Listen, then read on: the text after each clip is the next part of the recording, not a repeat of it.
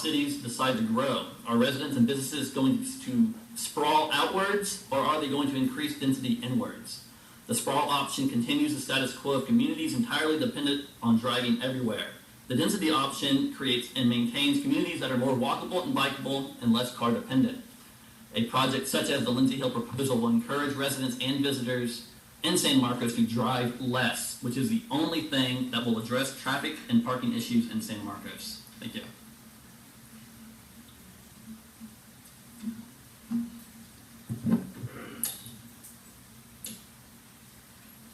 Hi, I'm Lisa Marie Capoletta, 1322 Belvin. I have a poem for your Poems Corner.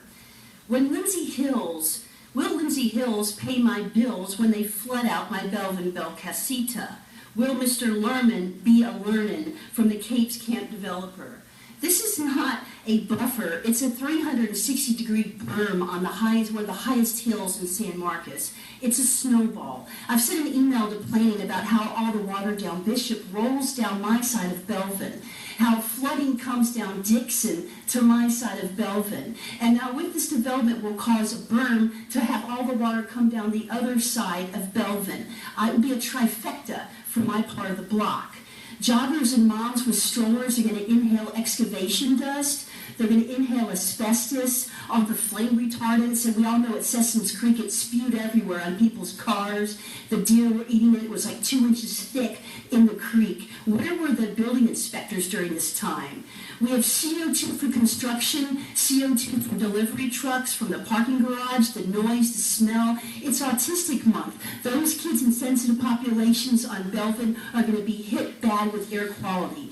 Think about the eco-catastrophe. A sewage lake like out of the gate at Capes Camp would flood our neighborhood. Or worse yet, a sinkhole. Research the environmental factors in Florida. We've got caves, right? Ezel's Cave. We've got the Wonder World Cave. We've got the caves over there at Capstone. We've got an aquifer. We have water wells up and down the street. Some people use it for their pools. We have more traffic. It's on a hill over the aquifer, and now you're going to dig that down. Once the sinkhole hits San Marcos, it will hit international news, and then what are your city planners going to say?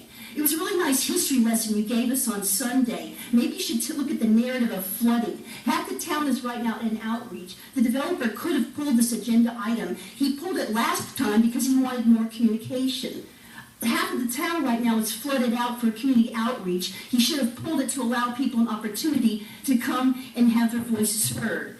Capes Camp never conducted a shovel test, so you guys got public improvements on your PDD, but we've broken state law, and there's artifacts out there at Capes Camp that we never found. The developer never came clean with that. With this PDD, you guys talk about improvements and diverting our traffic. Is there going to be a shovel test, or are we going to violate state law again? This is my first opportunity as a homeowner, 30 years as an environmental activist in this town, and I am shocked that the city planning department would even put this on the table when you've been rounding this up with little sticky notes for 2 years with your poison code rodeo. All this time you signed your name to that paperwork, knowing when we were going through the code rodeo that this thing had been gone through. You should be ashamed of yourself. Thank you. Okay, next up we have Mike Dillon,